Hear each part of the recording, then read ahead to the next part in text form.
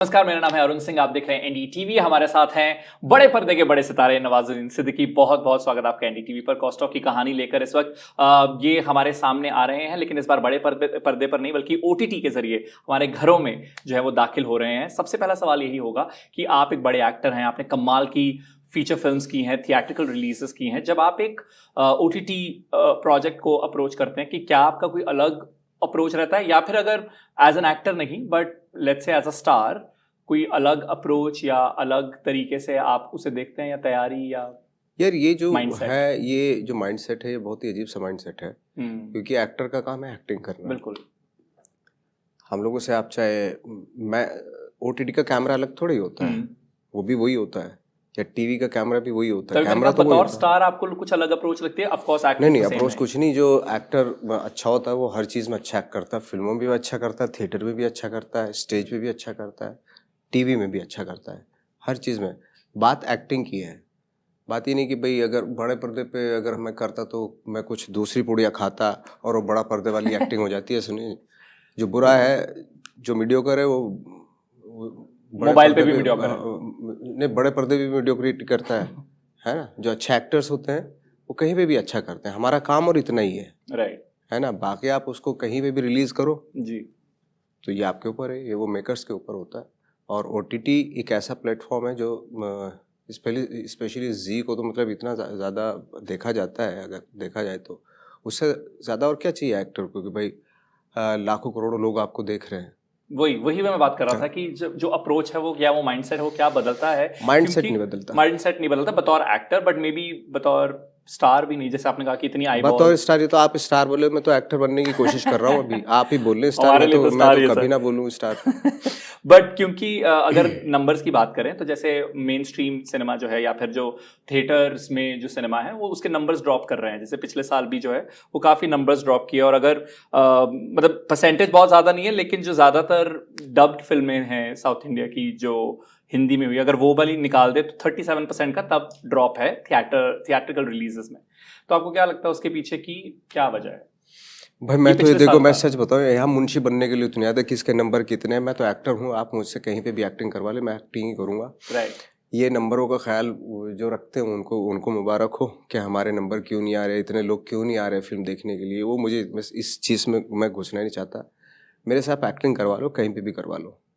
कॉस्टो पे आते हैं। एक कमाल की कहानी, उनका पीओवी, उनका ओपिनियन या उनके नज़रिए से ये फिल्म हम यहाँ पर देखेंगे। जी, आपकी उनके साथ पहली मुलाकात कैसी रही, और क्या आपने क्विकली उनसे गैदर किया? और अगर आपने किया तो वो आपका क्या प्रोसेस रहता है यूजुअली जब ऐसी किसी स्पेसिफिक इंसान पर जब कोई कहानी बनती है? एक्चुअली मैं उनसे मिला था सेजल के ऑफिस, जो हमारी डायरेक्टर, उनके ऑफिस में मिला था। और देखते मुझे पता चल गया था कि आदमी पागल है, मैडमैन है वो। अपने काम के लिए, अपने पैशन के लिए, अपनी ड्यूटी के लिए, अपनी ऑनेस्टी के लिए, और पैशनेट है। तो इस तरह के आदमी के सामने दिक्कतें तो आती हैं, हर क्रिएटिव आदमी के सामने या पैशनेट आदमी के सामने दिक्कतें तो आती हैं। जी। तो ऑफ कोर्स वो दिक्कतों का सामना भी उसने उनको करना पड़ा। बट फाइनली जो एक पागलपन उनके अंदर है वो मुझे बहुत ज़्यादा इंटरेस्टिंग लगा था, और जिसको लेके मुझे लगा था, मैंने कि यार ये फिल्म करनी चाहिए।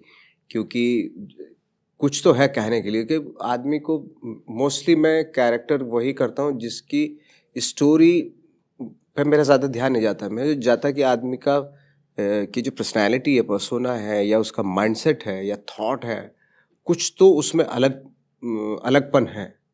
तो इसी वजह से मैंने ये कैरेक्टर चुना था। और अगर प्रेपरेशन की बात करें तो आई नो हर किसी एक्टर का प्रोसेस अलग होता है, लेकिन स्पेशली किसी की जीवनी पर जब कोई भी वीडियो बनती है, कोई भी मूवी बनती है, सीरीज बनती है, तो आई एम श्योर कुछ अप्रोच अलग रहती होगी। तो आपका उस स्फीयर में क्या अप्रोच रहता है? अप्रोच यही था कि एक तो कॉपी ना हो, क्योंकि वो अभी भी है, जी। कॉपी ना लगे, क्योंकि वो कैरिकेचरिस्ट हो जाता है वो। राइट। और हमारे यहाँ बायोपिक ना बहुत ही केयरफुली बनानी चाहिए। हम लोग क्या कॉपी कॉपी कर देते हैं, कॉपी नहीं होती उसका। एटलीस्ट थॉट क्या है उसको पकड़ना ज़रूरी होता है। और कुछ कैरेक्टरिस्टिक्स होते हैं उसके कि भाई कहाँ पे ये इसको गुस्सा आता है, क्या इसकी वीकनेस है, क्या क्या टेम्परामेंट है इसका। तो उस तरह की चीज़ें पकड़ना ज़रूरी है। बट ऑलमोस्ट हमारी यहाँ बायोपिक जैसे जो होती हैं, लाइक मेरे ख्याल से 2-3 बायोपिक मुझे ज़्यादा वही लगी कि, और और जिन लोगों ने वो बायोपिक की हैं वो ट्रेंड एक्टर थे। लाइक फॉर एग्जांपल जब सबसे पहले मैंने फिल्म देखी थी बेन किंग्सले की गांधी, वो एक बायोपिक थी जिसमें मुझे लगा कि हाँ ये आदमी लग रहा है। और दूसरा इनकी फिल्म थी नसीर साहब ने जो गालिब का रोल किया था, इतनी तमीज़ तहजीब के साथ किया था वो।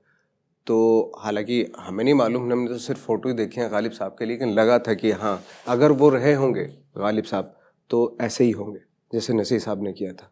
ये दो बायोपिक मुझसे मैं बहुत इंस्पायर हुआ। बाहर की तो बहुत सारी बायोपिक हैं, क्योंकि वो इसलिए हो पाई चीज़ें कि वो ट्रेंड एक्टर थे, पढ़े लिखे एजुकेटेड एक्टर हैं वो।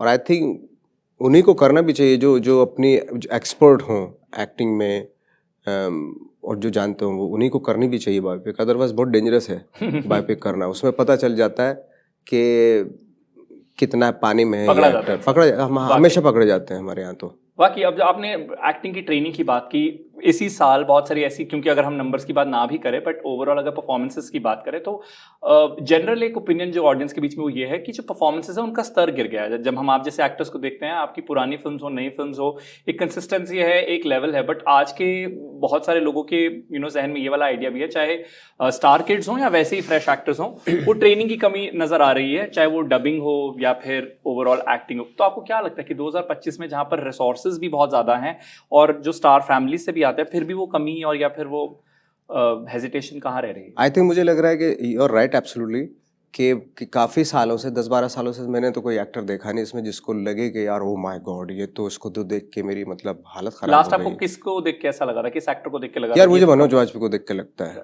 कि जिसको देख के मुझे थोड़ी सी जेलसी होती है यार, मनोज भाई जैसा नहीं कर पाया मैं वो वैसा सा। जैसे जब मैंने उनकी सत्या देखी या उस दौरान उनकी जब फिल्में आती थी, कौन थी, शूल थी या व्हाटएवर, तो एक लास्ट एक्टर मेरे ख्याल से तो मनोज वाजपेयी थे जिनको देख के मुझे आज भी फिल्में देखी हैं आपने? नहीं, मैं फिल्में में सॉरी कांट मैं यहाँ तो नहीं, जो अच्छा सिनेमा होता है वो देखता हूँ। हाँ, परफेक्ट डेज मेरी लास्ट मूवी थी जो मैंने देखी। हाँ। और वहीं हमारे लिए बहुत अच्छा साल रहा इंटरनेशनल लेवल्स पर, चाहे कान की बात हो या ओवरऑल। हाँ of course, all you imagine as light. हाँ ऑफ कोर्स। तो मुझे लगता है कि वो भी एक पैरेलल साथ साथ चलता रह रहा है कि एक तरफ हम इंटरनेशनल लेवल पर बहुत ही बढ़िया मास बना रहे हैं और दूसरी तरफ जो हमारा कमर्शियल सिनेमा है या फिर जो मास के लिए हम बना रहे हैं उसमें थोड़ी सी वो एक पैरेलल चल रही है दोनों चीजें। देखिए पैरेलल तो ये पैरेलल उसमें किसी का हाथ ये नहीं है, वो अपने दम पे बनाई उसने। हाँ ऑफ कोर्स नहीं, मैं वो नहीं कह रहा कि रिलेशन है, मैं बोल रहा हूँ कि दोनों ही वर्ल्ड्स एग्जिस्ट कर रहे हैं हमारे देश में। हमारे यहाँ ये वर्ल्ड ज़्यादा एग्जिस्ट कर रहा है, जैसे all we imagine as light, shameless या और जो दूसरी फिल्में संतोष और जो फिल्में हैं वो ज़्यादा, और उन फिल्मों की बातें हो रही हैं इस वक्त पूरे वर्ल्ड में, बातें हो रही हैं।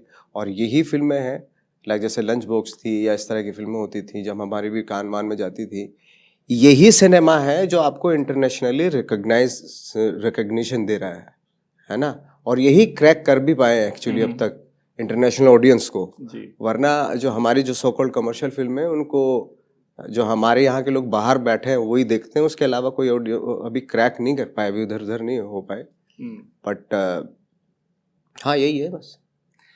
जो इंडिपेंडेंट डायरेक्टर हैं वो थैंक गॉड, मतलब दे आर सो गुड, जिनका आई थिंक इंडस्ट्री से जिनको कोई सपोर्ट मिला नहीं है, अगर वो रिलीज भी करें तो एक हफ्ते की भी विंडो नहीं मिलेगी उनको।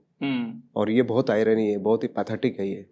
तो क्या कर सकते हैं इसको फिक्स करने के लिए? आई नो बट आप जैसे कंप्लीट एक्टर, अगर आपके ओपिनियन से मतलब कुछ बदलाव आ सकता है, या आपको क्या लगता है लाइक दोस्त जो फर्क ला सकते हैं, बदलाव ला सकते हैं, वो क्या करना चाहिए? मतलब इसके लिए ऐसा क्यों है कि हमारे देश में कि इंडिपेंडेंट सिनेमा या फिर जो सिनेमा इंटरनेशनल लेवल को क्रैक कर पाता है वो यहाँ अपनी ऑडियंस नहीं देख पाता, या फिर ऑडियंस तो छोड़िए मतलब अपना प्लेटफॉर्म नहीं पा पाता?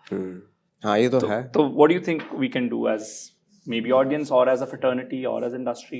नहीं, ऑडियंस का तो देखो नहीं मैं कह सकता, बट एज अ फ्रेटर्निटी उनको स्पेस मिलना चाहिए, उनका वर्ड ऑफ माउथ होना चाहिए, और उनको लेकिन इस स्टेज तक लाने के लिए ऑडियंस को भी बहुत टाइम लगेगा, यू नो।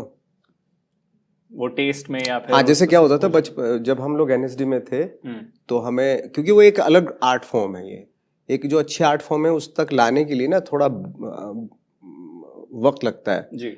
जब हम लोग स्कूल में थे तो हमें बोला जाता था एक जो शो है कथक का वो देख के आओ, भरतनाट्यम का शो देखो, भीमसेन जोशी उनके गाने, उनके रागास देखने जाओ, उनके जब शोज होते थे, अमजद अली खान का स्रोत देखने जाओ, या पंडित रविशंकर का सितार देखने जाओ, उनके शोज होते थे यही कमानी में, यहाँ वहाँ सब। तो जब देखने जाते थे तो थोड़े तो बोर होते थे, है ना, क्योंकि तमीज़ नहीं था ना देखने की। लेकिन धीरे धीरे डेवलप हुई आर्ट, कोई भी डिफरेंट और क्लासिक आर्ट फॉर्म तक अपने आप को लाने के लिए ना थोड़ा वक्त लगता है, क्योंकि उसके लिए आपका माइंड प्रिपेयर नहीं है। आपका माइंड सिर्फ है छोटी छोटी चीज़ें, जो दिमाग पे असर नहीं पड़ता। इसलिए कमर्शियल फिल्म को बोला जाता है ना अक्सर कि फिल्में देखने तो दिमाग घर पे छोड़ के आओ। क्यों छोड़ के आए भाई? दिमाग दिया है ऊपर वाले ने, इसको कितना बुरा क्यों मानते हो? इसी से तो सब कुछ हुआ है, इसी से तो इन्वेंट की है सारी दुनिया की सारी चीज़ें। तो जब हम थोड़ा सा ब्रेन पे जब असर पड़ता है तो उससे हम घबराते हैं। तो मुझे जब तमीज़ आए देखने की, हमारे यहाँ की, हमारी कंट्री की क्लासिक फॉर्म्स इतनी खूबसूरत हैं, लेकिन वो यहाँ पे उसका कोई भी वो नहीं है देखने वाला, या उनको वो हाँ वैल्यू नहीं है उसकी यहाँ पे, लेकिन बाहर बहुत वैल्यू है।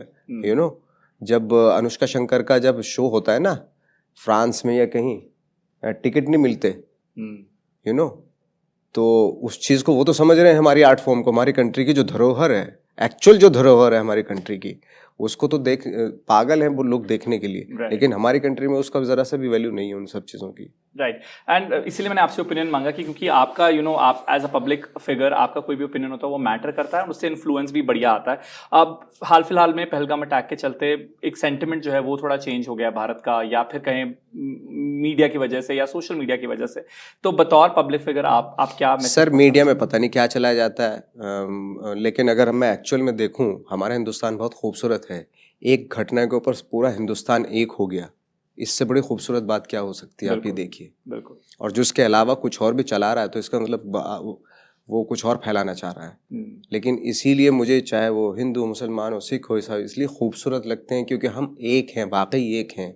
और जब एक रहेंगे तो तरक्की करेंगे, यू नो। और इस घटना से ऑफ कोर्स दुख है, गुस्सा भी है, यू नो, सबको गुस्सा है, दुख भी है, ये तो फैक्ट है। और आप ये देखिए ना, जो कश्मीरी लोग हैं कैसे बढ़ चढ़ के आगे आ रहे हैं, यू नो। तो इसका मतलब उनको प्यार है यार, उनको प्यार है हम सब से।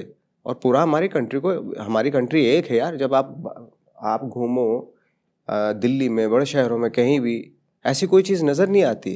But on the other hand जब हम न्यूज़ में यहाँ वहाँ देखते हैं तो ऐसा लगता है जैसे ख़त्म हो जाएगा सब कुछ। तो वो कुछ ना इस पर रोक लो। वरना हिंदुस्तान का हर आदमी जो है ना वो चाहता है यार कि एकता चाहता है। बिल्कुल, बहुत बहुत शुक्रिया इस मैसेज के लिए, और साथ ही साथ एक बार फिर से मैं एक्साइटेड है कॉस्ट ऑफ देखने के लिए। तो thank you very much for talking to us on NDTV. बहुत बहुत शुक्रिया अरुण सिंह, एनडीटीवी के लिए।